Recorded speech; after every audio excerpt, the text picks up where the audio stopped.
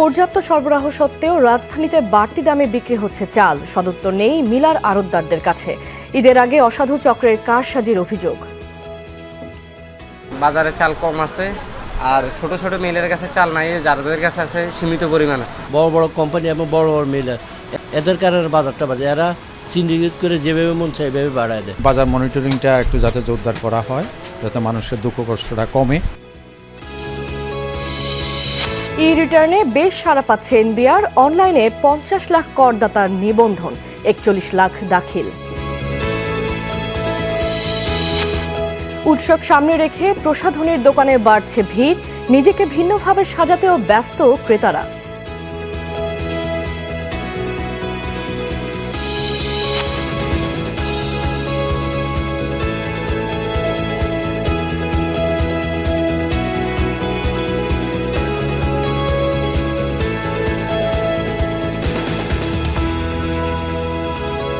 এতক্ষণ শিরোনাম দেখছিলেন, এবার বিস্তারিত। রোজার মাসে দেশের চালের চাহিদা এমনিতেই কম থাকে, তার উপর মিলে নেই সংকট।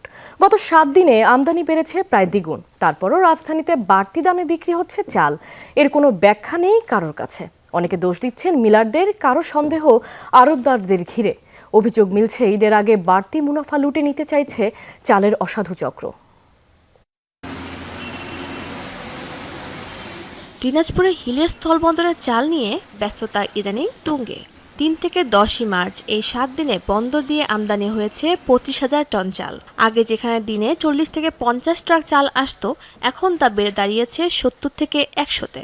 সব আমদানিকারক চাইছেন সময়ের আগে দ্রুত চাল খালাস করতে। যদিও 17 মার্চের ডেডলাইন এখন বাড়ানো হয়েছে 23 মার্চ পর্যন্ত। যখন শুনছে যে 10 তারিখে বন্ধ হয়ে যাবে, তখন দেখা গেছে যে 8 তারিখ থেকে চাল 2-3 টাকা কেজি কিন্তু দাম বাড়ছে। প্রক্ষান্তরে দেখা গেছে যে যখন 11 তারিখে একটু আবার নোটিশ দিয়েছে যে 1 মাস মানে বিদিন টাইম বাইরে দিছে, তখন থেকে দেখা গেছে বাজারটা আবার স্বাভাবিক হয়ে গেছে। যদিও সীমান্তে ট্রাকের এই দীর্ঘ সারির প্রভাব নেই রাজধানীর বাজারে। সপ্তাহের ব্যবধানে এখানে দাম না কমে উল্টো বেড়েছে। মিনিকেট বিক্রি হচ্ছে 80 টাকার আশেপাশে। মানভেদে নাজির সালে ওঠানামা 80 থেকে 95 টাকার মধ্যে। মোটা 28 চালের কেজি 54 টাকা। অথচ 7 দিন আগেও এসব চালের দাম ছিল অন্তত 5 থেকে 8 টাকা কম। মিলারদের ভাষ্য হলো যে কি এটা এক্সপোর্ট হইতেছে বর্তমান বাজারে চাল কম আছে, আর ছোট ছোট মিলের কাছে চাল নাই, যাদের কাছে আছে সীমিত পরিমাণ আছে। দেশে পর্যাপ্ত পরিমাণ ধান চাউল আছে, বাড়ার কোনো প্রশ্ন উঠে না, কোনো যুক্তি আছে না। বড় বড় কোম্পানি এবং বড় বড় মিলার এদের কারণে বাজারটা বাজে। এরা সিন্ডিকেট করে যেভাবে মন চায় এভাবে বাড়ায় দেয়। বাজার মনিটরিংটা একটু যাতে জোরদার করা হয়, যাতে মানুষের দুঃখ কষ্টটা কমে। ব্যবসায়ীরা সিন্ডিকেট করে বাড়াচ্ছে। এখানে তো সরকার চাইলে কিছু একটা করতে পারে। খুচরা ব্যবসায়ীদের এসব অভিযোগের দায় অবশ্য নিচ্ছেন না মিলাররা। দাবি, বাজারে চালের কোনো সংকট নেই, মিলের গুদামে মজুদ পর্যাপ্ত আর সরবরাহ স্বাভাবিক। তার মানে রাজধানী সহ বড় শহরে অহেতুক চালের দাম বাড়াচ্ছে সেখানকার আড়তদাররা। স্বাভাবিকগত কারণে আমাদের কুষ্টিয়ার চালের মোকামে এখনও কোনো চালের দাম বাড়ে নাই, এবং আমি আশা করি যে আগামী 1 মাস চালের দাম বাড়বে না বলে আমরা আশা প্রকাশ করি। কোনো আড়তদাররা যদি চালের দাম বাড়িয়ে থাকে, এটা দায়ভার তাদের। সরকারের এটার উপর নজরদারি রাখতে হবে। দেশে বড় মৌসুমে আবাদ শুরু হয়েছে গেল ডিসেম্বর থেকে। এই ধান বাজারে আসবে এপ্রিলের শেষে। শাজনীন অন্তরা, যমুনা নিউজ, ঢাকা। দর্শক, চাল বাজারের পরিস্থিতি সম্পর্কে জানবো আমাদের সহকর্মীদের কাছ থেকে। শুরুতেই চলে যাচ্ছে কুষ্টিয়ায়। সেখানে আছেন সহকর্মী রুহুল আমিন বাবু। বাবু, রাজধানীর আড়তদার পাইকাররা দাম বাড়ার জন্য মিলারদের দুষছেন, এখনকার পরিস্থিতি কি?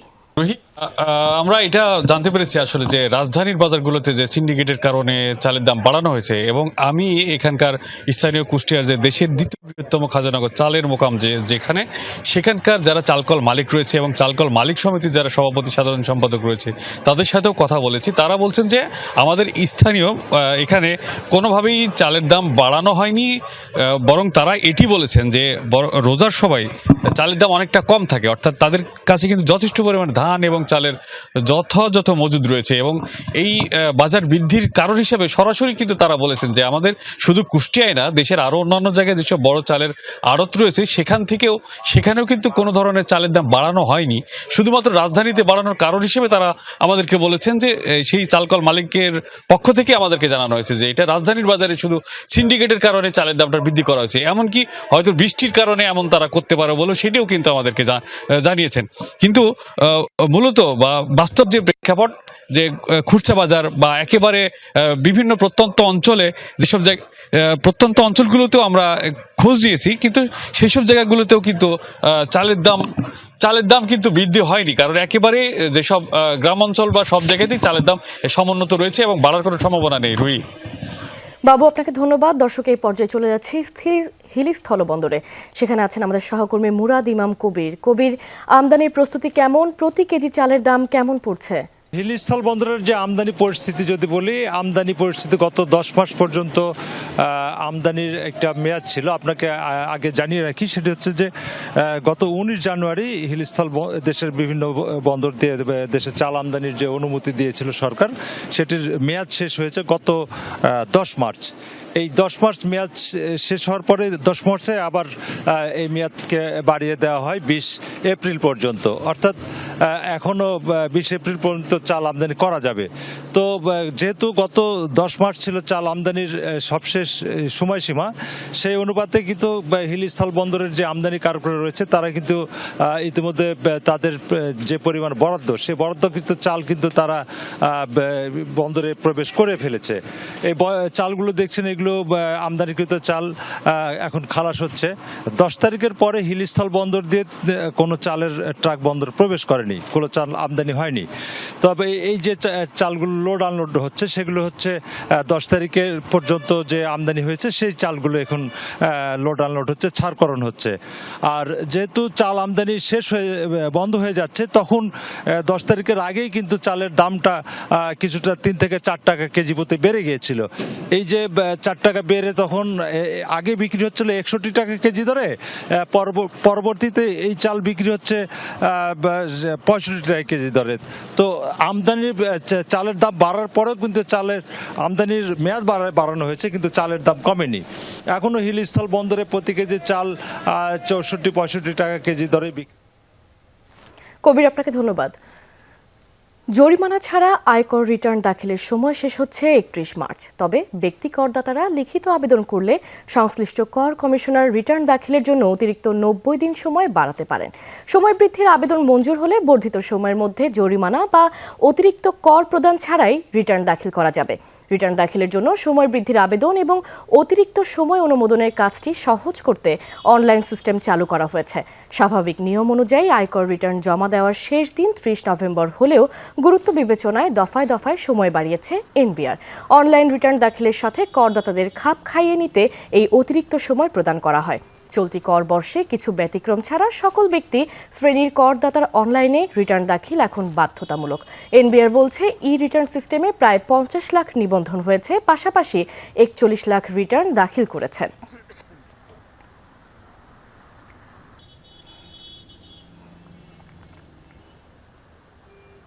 দর্শক, রাজধানীর পরিবাগ এলাকার ফিলিং স্টেশনে আছেন আমাদের সহকর্মী আরেফিন শাকিল।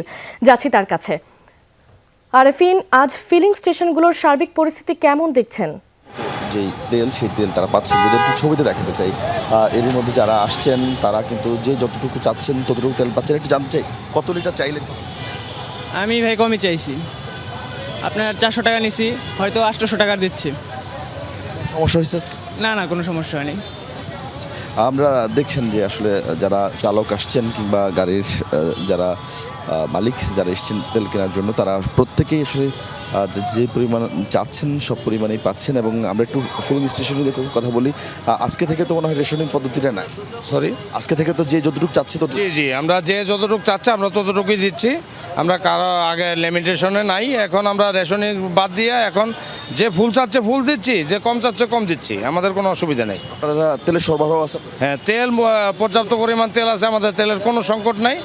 এটা প্রতিদিনই আমরা খোলা রাখছি আর প্রতিদিনই দিচ্ছি। ধন্যবাদ। কথা বলছিলেন আসলে যারা পাম্পের যারা তেল দিচ্ছিলেন তারা এবং সেই সঙ্গে গত কয়েকদিনের যেই অচল অবস্থা ছিল রাজধানীতে, বিশেষ করে যারা বাইক চালক কিংবা যারা ব্যক্তিগত যানবাহন চলাচল করেন তাদের ক্ষেত্রে সেটি কিন্তু অনেকাংশেই এখন কমে গেছেন। যারা আসছেন স্বাচ্ছন্দ্যেই, অর্থাৎ স্বাভাবিক যে নিয়ম সেই নিয়মেই তাদেরকে তেল দেওয়া হচ্ছে এবং তাদেরকে খুব একটা ভোগান্তিতে পড়তে হচ্ছে না। এবং সরকারি যেহেতু তেলের দাম বাড়ায়নি, ফলে সাধারণ মানুষের মধ্যেও এক ধরনের ভালো লাগা বা উচ্ছ্বাস কাজ করছিল। এবং সেই সঙ্গে একটু যদি আপনাকে বলি, সব মিলিয়ে শুধু এই পরিবাগের অন্যান্য যে পাম্পগুলো রয়েছে সবগুলো পাম্পেই আজকে গত কয়েকদিনের তুলনায় মানুষের যানবাহনের সংখ্যা অনেকাংশে কম এবং সব কিছু মিলিয়ে আজ ধীরে ধীরে স্বস্তি তৈরি হচ্ছে। অন্তত এই পাম্পগুলোতে গত কয়েকদিনের তুলনায় অচল অবস্থা কাটিয়ে অনেকাংশেই এখন স্বাভাবিক পর্যায়ে চলতে শুরু করেছে। রুহি। আরফিন, আপনাকে ধন্যবাদ।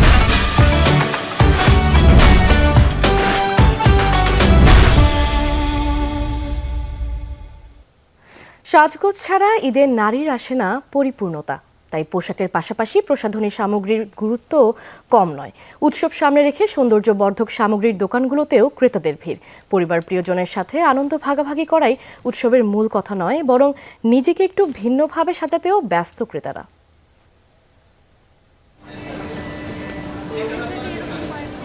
রাজধানীর শপিং মল আর মার্কেটের প্রসাধনীর দোকানগুলো জমজমাট। Lipstick, foundation, eyeshadow, blush, nail polish থেকে শুরু করে বিভিন্ন ব্র্যান্ডের পারফিউম, বেড়েছে সবকিছুর চাহিদা। নতুন পোশাকের সাথে মানানসই প্রসাধনী কিনতে ভিড় করছেন তরুণী ও নারীরা। ক্রেতারা বলছেন ঈদের দিন নিজেকে ভিন্ন রূপে সাজাতে এই কেনাকাটা। তাই পোশাকের পাশাপাশি মেকআপ ও স্কিন কেয়ার পণ্যও কিনছেন তারা। আমার স্কিন একটু সেনসিটিভ, তো তাই সিম্পলের প্রোডাক্টগুলো বেশি আমার ইউজ করা হয়। ব্লাশ অন এবং মাস্কারা দেখছিলাম, তো আমি অলরেডি চুজ করে ফেলছি, এখন মাস্কারা চুজ করছি। মেকআপ প্রোডাক্টস অনেক আহামরি ইউজ করা হয় ওরকম না, মানে বেসিকগুলা, জাস্ট বেসিক রেগুলার যেগুলো ইউজ করি ওগুলা।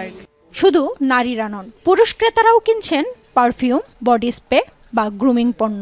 উৎসবে পরিপাটি ও ফ্রেশ থাকতে বেড়েছে এসব পণ্যের চাহিদাও। ছেলেদের চলে আপনার শ্যাম্পু চলে, বডি স্প্রেটা খুব বেশি, আর কিছু সাবান, পারফিউম এগুলো দেখবো। আর এমনি তো আমাদের তো কেনাকাটার ভিতরে পাঞ্জাবি, ছেলেদের তো আর ওইরকম কিছু কিনা নেই। বিক্রেতারা বলছেন ঈদ যত ঘনিয়ে আসছে তত বাড়ছে ক্রেতাদের ভিড়। তাই দোকানগুলোতে আনা হয়েছে বিভিন্ন ব্র্যান্ডের নিত্য নতুন সামগ্রী। ঈদ উপলক্ষে আমাদের ক্লিনজার, ময়শ্চারাইজার এবং সানস্ক্রিনগুলো সেল হচ্ছে। মেকআপ বেস যেমন ফাউন্ডেশন, ফেস পাউডার, লিপস্টিক, মানে এভরিথিং। পাশাপাশি স্কিন কেয়ার, হেয়ার কেয়ারও তেমন যাচ্ছে। আমাদের মেকআপ আইটেম যা যা আছে আমাদের স্টোরে সবকিছুই মোটামুটি খুবই একটা ভালো রিভিউ আছে, ভালো চলে আলহামদুলিল্লাহ। গত ঈদের চেয়ে এবার বেচা বিক্রি অনেক কম। ব্যবসায়ীদের প্রত্যাশা রমজানের শেষ কয়েকদিনে বিক্রি আরও বাড়বে। সৌরভী সায়দা, যমুনা নিউজ, ঢাকা। ঈদ উল ফিতরকে সামনে রেখে জমে উঠেছে যশোরের বিপণী বিতানগুলো। শহরের বড় বাজার ও শপিং মলগুলোতে ক্রেতাদের ভিড় বেড়েছে কয়েক গুণ। বড়দের পাশাপাশি শিশুদের পোশাক কিনতে ব্যস্ত অভিভাবকরা। দাম নিয়ে ক্রেতাদের অভিযোগ থাকলেও বিক্রেতাদের দাবি সাধ্যের মধ্যেই রাখা হয়েছে সব পণ্যের দাম। ঈদের বাকি আর মাত্র কয়েকটা দিন, শেষ মুহূর্তে কেনাকাটায় মুখর যশোরের বিপণী বিতানগুলো। সকাল থেকে গভীর রাত পর্যন্ত দোকানে ভিড় করছেন নানা বয়সী ক্রেতারা। মেয়েদের পোশাকে রয়েছে নতুনত্ব। ট্রেন্ডে ভারতীয় সারারা, গারারা সহ নতুন নতুন নামের পোশাক। দোকানে ভিড় বাড়লেও পরিবারের সদস্যদের নিয়ে সাধ্যের মধ্যে কেনাকাটা সারছেন সবাই। পছন্দের জামা জুতা কিনতে পেরে খুশি শিশুরা। পাঞ্জাবি কিনা হয়ে গেছে, টুটো কিনবো, টর্মা কিনবো, কসমেটিক, চুড়ি এগুলো কিনতে হবে। বরাবরের মতোই ছেলেদের প্রধান আকর্ষণ পাঞ্জাবিতে। পণ্যের দাম নিয়েও রয়েছে অভিযোগ। বাবুদের জামা কাপড়, মেয়েদের, ছেলেদের সবকিছুই মনে হচ্ছে দাম একটু বেশি আগের থেকে। পাঞ্জাবি পরা হয়, এই কারণে আসা আজকে নতুন কালেকশন আসছে, এটা দেখার উদ্দেশ্যে আসছি। পরিবারের সকলের জন্য এখান থেকে কেনাকাটা করব, সেই উদ্দেশ্যে আসা। পোশাক কিনতে আসছি, গতবারের থেকে এবার মনে হচ্ছে দাম আরো একটু বেশি। বিক্রেতাদের দাবি গত বছরের তুলনায় এবার পণ্যের দামে তেমন কোনো পরিবর্তন নেই। সারারা, গারারা এগুলো হচ্ছে বেশি জনপ্রিয় আছে আপাতত। বাচ্চাদের চাহিদা সব থেকে বেশি। গোলগলা টি শার্ট, কলারওয়ালা টি শার্ট, একটু ভালো মানের জিন্স প্যান্ট, ফর্মাল, গ্যাবার্ডিন এগুলাতে বেশি এখনই কাস্টমার ফোকাস দিচ্ছে। দ্রব্যমূল্যের ঊর্ধ্বগতির মাধ্যমে মোটামুটি স্বাভাবিক পর্যায়ে আছে। শেষ মুহূর্তে ক্রেতাদের ভিড়ের পাশাপাশি বাড়বে বেচাকেনা, আশা ব্যবসায়ীদের। সাইফ আহমেদ, যমুনা নিউজ। নিত্যপণ্যের পাইকারি ও খুচরা দামের সামঞ্জস্য রাখতে ঈদের পরই ফ্যাক্ট ফাইন্ডিং কমিটি কাজ শুরু করবে, এমন তথ্য জানিয়েছে বাণিজ্য মন্ত্রী খন্দকার আব্দুল মুক্তাদির। সকালে সিলেটের ওসমানীনগর উপজেলার চম্পাতলী খালের পুনঃখনন কাজের উদ্বোধন করেন তিনি। বলেন, ফ্যাক্ট ফাইন্ডিং কমিটি বাজার পরিস্থিতি পর্যালোচনা করে প্রয়োজনীয় সুপারিশ প্রদান করবে। বাণিজ্য মন্ত্রী আরও বলেন, সিলেট অঞ্চলের সব খাল পর্যায়ক্রমে খনন ও পুনঃখনন করা হবে। এর ফলে কৃষি ও সেচ কার্যক্রমে ইতিবাচক প্রভাব পড়বে এবং কৃষি উৎপাদন বাড়াতে এ কর্মসূচি গুরুত্বপূর্ণ ভূমিকা রাখবে।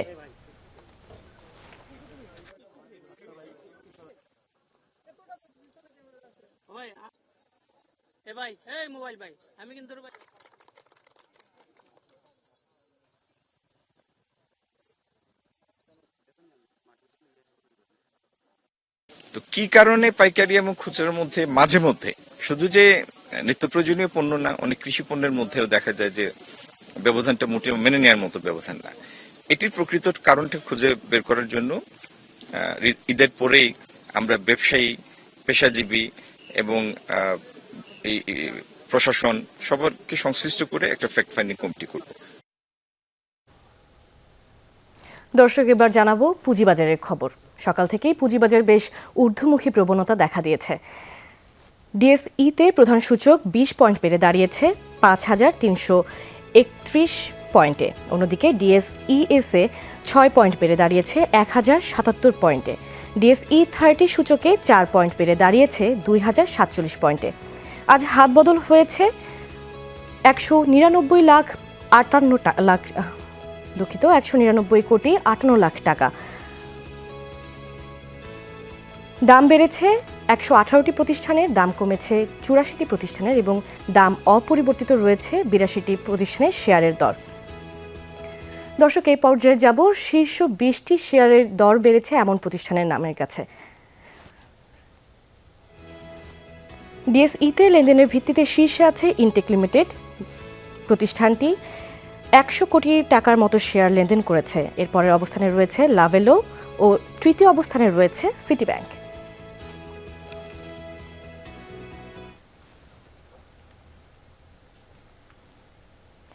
দর্শক, এবার জেনে নিব চট্টগ্রাম স্টক এক্সচেঞ্জের খবর।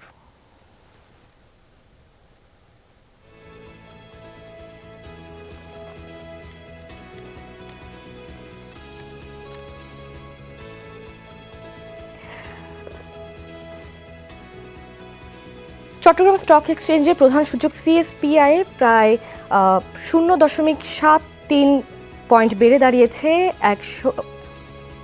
1146 পয়েন্ট। সিএসসিএক্সে 7 পয়েন্ট বেড়ে দাঁড়িয়েছে 9155 পয়েন্ট।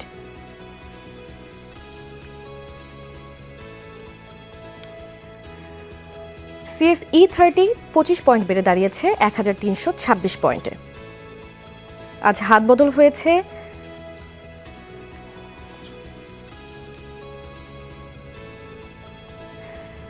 হাত বদল হয়েছে 16 কোটি 226 লাখ টাকার মতো।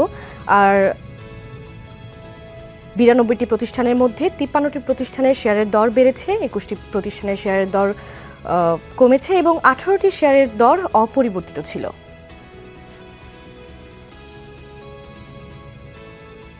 দর্শক, এই ছিল আমাদের পুঁজিবাজারের খবর।